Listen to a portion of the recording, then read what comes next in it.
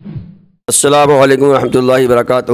صحت ہزار نعمت ہے۔ اللہ تبارک تعالیٰ کی نعمتوں میں صحت ہی ایک بہت بڑی نعمت ہے، اس کی حفاظت کرنا ہم سب پر ضروری ہے۔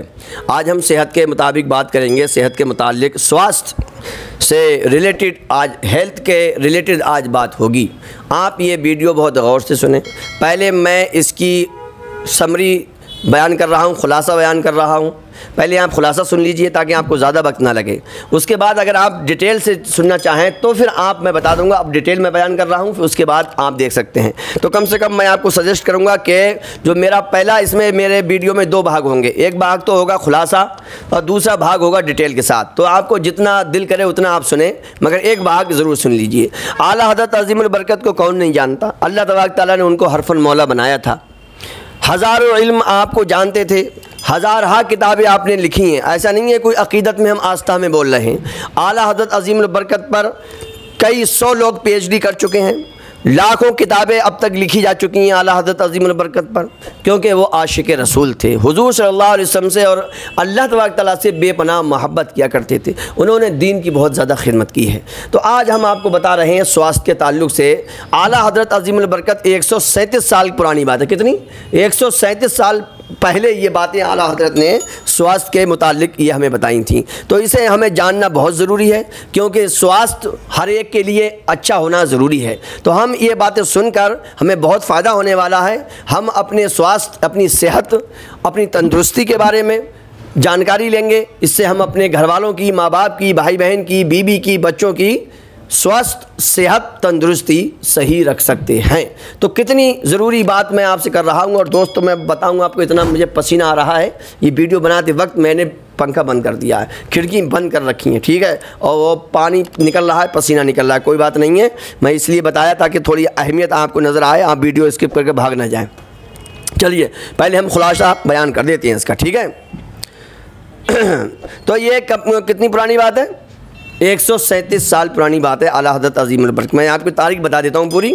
4 جمادی الاخر روز جمعہ 1306 میں یہ بات اعلیٰ حضرت نے لکھی ہے۔ کتنی؟ 1306 میں، اور اس وقت چل رہی ہے 1443، تو 137 سال ہو گئے۔ دیکھیے خلاصہ بیان کر رہا ہوں۔ علم فقہ کی طرح علم طب کا معاملہ بھی انتہائی نازک اور دشوار ہے۔ یعنی جس طرح سے فتویٰ دینے میں شریعت کے مسائل بڑے کر رہے ہوتے ہیں، اسی طرح سے طب کے، حکمت کے، حکیمی کے، ڈاکٹری کے پڑھائی بھی بہت مشکل ہے۔ احتیاط اس میں ہے کہ علم طب بھی جہاں آئے گا اس سے مراد ڈاکٹری، طب، یونانی علاج۔ علم طب کے حصول کے بعد فوراً علاج و معالجہ شروع کرنے کے بجائے، یعنی اپنی دکان کھولنے کے بجائے کچھ عرصہ کسی ماہر ڈاکٹر کی صحبت میں رہ کر علاج کی مشق کی جائے۔ تو اب ہمارے لیے اس میں کیا ہے؟ ہمارے لیے اس میں یہ ہے کہ ہم ایسے ڈاکٹر کے پاس جائیں جو مشہور ہو، فیمس ہو، پرانا ہو، گھسا پٹا، مطلب گھسا پٹا کا مطلب یہ نہیں ہے بیکار ہو، ریٹائر ہو گیا ہو، بڑا بڑھیا ایک دم اپنے علم میں، اپنے فن میں بالکل چمک رہا ہو۔ نمبر 2، اعلیٰ حضرت فرماتے ہیں، یہ ان کا خلاصہ ہے، طبیب کو چاہیے کہ کسی بڑے چھوٹے سے مشورہ کرنے میں شرم نہ کرے اور وقتاً فوقتاً ماہر ڈاکٹروں سے مشورہ کرتا رہے۔ اپنے آپ کو مشورے سے بے پرواہ اور فن کا ماہر سمجھنا نہ سمجھی کی پہلی سیڑھی ہے۔ یہ ہمیں بھی چاہیے کہ ڈاکٹر، آپ نے دیکھا ہوگا کہ ڈاکٹر کانفرنس میں جاتے ہیں، بیمینار میں جاتے ہیں، بڑی بڑی کانفرنس میں جاتے ہیں، تو ایسا ڈاکٹر ہونا چاہیے۔ یہ ہر ایک کے لیے ہے، یہ جو پوائنٹ ہے ہر ایک کے لیے ہے۔ آپ کسی بھی شعبے میں تعلق رکھے ہیں اس کے بارے میں آپ کو جانکاری روزانہ لینا چاہیے، روزانہ سوال کرنا چاہیے، معلومات کرنا چاہیے، جو اپنے بڑے ہوں، اپنے کسی نہ کسی کو مینٹور بنانا چاہیے، مرشد بنانا چاہیے، مارگدرشک بنانا چاہیے۔ نمبر 3 میں اعلیٰ حضرت کیا فرماتے ہیں؟ نمبر 3 اور 4 ایک ساتھ خلاصہ۔ ایک دوا بسا اوقات، یعنی کسی وقت ایک مریض کے لیے فائدہ مند اور دوسرے کے لیے نقصان دہ ہوتی ہے، لہٰذا بیماری کی پہچان کیے بغیر ہرگز دوا کا استعمال نہ کروایا جائے۔ یوں ہی بسا اوقات ایک سے زائد مرض جمع ہو جاتے ہیں، اس کے اعتبار سے بھی دوا میں فرق ہوگا۔ عمر، مزاج اور آب و ہوا یعنی موسم وغیرہ کے چینج ہونے کی وجہ سے بھی علاج بدل جاتا ہے۔ یہ نہیں کہ صاحب فلاں کو بخار آیا تھا، میں نے دوا دی، وہ کام کر گئی، اس میں بھی یہ کام کرے گی، ہرگز ایسا نہیں ہے۔ اب آئیے 5 نمبر کی طرف، اعلیٰ حضرت عظیم البرکت کی پوائنٹ نمبر 5 کا کیلکولیوژن خلاصہ۔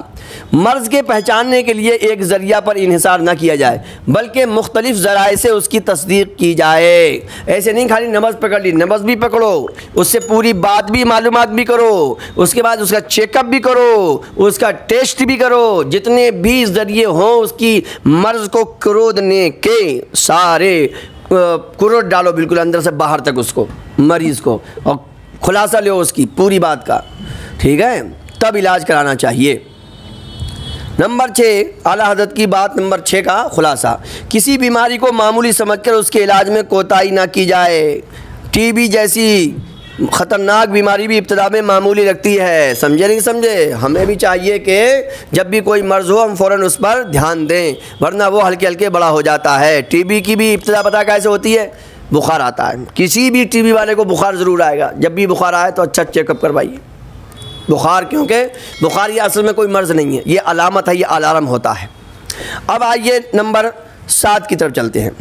مریض یا اس کے ساتھ آنے والے فرد کے بیان کو کافی نہ سمجھا جائے بلکہ تمام ضروری معلومات حاصل کر کے پھر علاج شروع کیا جائے۔ یہ نہیں ساتھ میں کوئی آیا کسی نے کچھ بتا دیا، کچھ مریض سے بار بار پوچھیے، بار بار پوچھیے، بار بار پوچھیے، جب پوری تحقیق ہو جائے تب اس کا ڈائیگنوز بنائیے، تب اس کا نسخہ بنائیے۔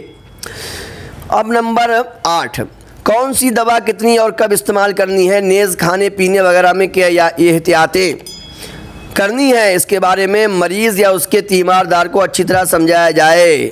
میڈیکل اسٹور والے کے بھروسے پر یا دیگر مریضوں کو دیکھنے کی جلدی میں اس معاملے سے پہلو تہی نہ کی جائے۔ یہ ڈاکٹر بھی سن لیں، حکیم بھی سن لیں، اور آپ دوا دینے لے جا رہے ہیں تو آپ دیکھیے ڈاکٹر کو آرام سے سنتا ہے کہ نہیں سنتا ہے، ہڑبڑی میں رہتا ہے، لے لاؤ یہ لا وہ لا یہ لے وہ لے، پتہ نہیں ہے سر میں درد ہو رہا ہے اور دے دی اس نے، کیا کہتے ہیں، پیٹ کے درد کی دوا، آنکھوں میں دوا کی ضرورت ہے دے دی اس نے، کیا کہتے ہیں، ٹانگ کی دوا، تو گڑبڑ ہو جائے گا نہیں ہو جائے گا۔ اعلیٰ حضرت عظیم البرکت دیکھو کتنا فائدہ پہنچایا ہے امت کو آپ نے۔ نمبر 9، مریضوں کے ساتھ بے اعتنائی، بد اخلاقی سے پیش آنا دین کے ساتھ دنیا میں بھی نقصان دہ ہے۔ بد اخلاق آدمی سے لوگ دور بھاگتے ہیں۔ رضا الہی پانے کے لیے خوش اخلاقی کو معمول بنایا جائے تو اس کی برکت سے انشاءاللہ لوگ زیادہ رجوع کریں گے، یعنی مریض زیادہ آئیں گے اور انہیں شفا بھی حاصل ہوگی۔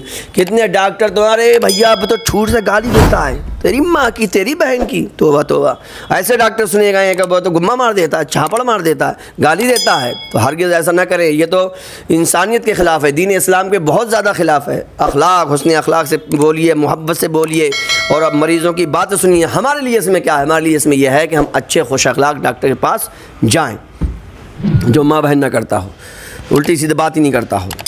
نمبر 10، بیماری اگرچہ خطرناک اور جان لیوا ہو لیکن حتی الامکان مریض کو تسلی اور شفا کی امید دلائی جائے، اس کی ڈھارس بنائی جائے۔ اپنی شہرت پبلسٹی کی خاطر معمولی بیماری کو بڑا چڑھا کر پیش کرنا کہ مریض کے ٹھیک ہونے میں میرا نام ہوگا، شرعی طور پر یعنی شریعت کے بھی حساب سے اور اخلاقی حساب سے بھی انتہائی نامناسب عمل ہے۔ کچھ لوگ کہتے ہیں ہوئے اب آئے ہو، اب تو بہت ہی مرض بڑھ گیا ہے۔ نہیں، ہرگز نہیں، آپ تسلی دیجئے، مریض آپ کے پاس روتا ہے ہنستا ہوا جائے، رزق اللہ کے دست قدرت میں ہے، جتنا رزق ہے اتنا ملے گا، لہذا مریض کو تسلی دینا یہ ڈاکٹر کا فرض ہے۔ ڈاکٹر کو سمجھائے تو ہم ایسے ہی ڈاکٹروں کے پاس جایا کریں، ٹھیک ہے۔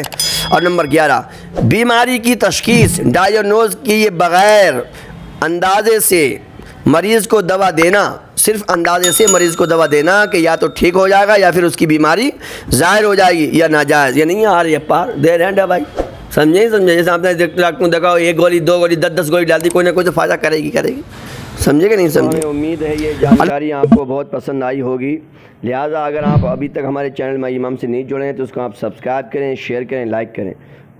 آج 22 تاریخ ہے، کل سے اعلیٰ حضرت عظیم البرکت کا عرس رضوی شروع ہو رہا ہے، 103واں، سمجھے نہیں سمجھے؟ 2021 کا عرس رضوی شروع ہونے والا ہے کل یعنی 23 تاریخ سے، لہذا آپ اس کو زیادہ سے زیادہ جانکاری کو آگے بھیجیں اور سرکار اعلیٰ حضرت عظیم البرکت کے لیے یہ سال ثواب کریں، کیونکہ اعلیٰ حضرت عظیم البرکت نے امت مسلمہ کے لیے بہت زبردست کام کیا ہے، بہت زیادہ آپ کے احسان ہیں مسلمانوں پر، ایمان والوں پر، لہذا زیادہ نہیں تو 3 مرتبہ قل هو اللہ شریف پڑھ کر رب الاخر درود شریف پڑھ کر عیسی علیہ السلام ضرور کریں۔ اور ہمارے چینل مائی امام کو سبسکرائب کریں۔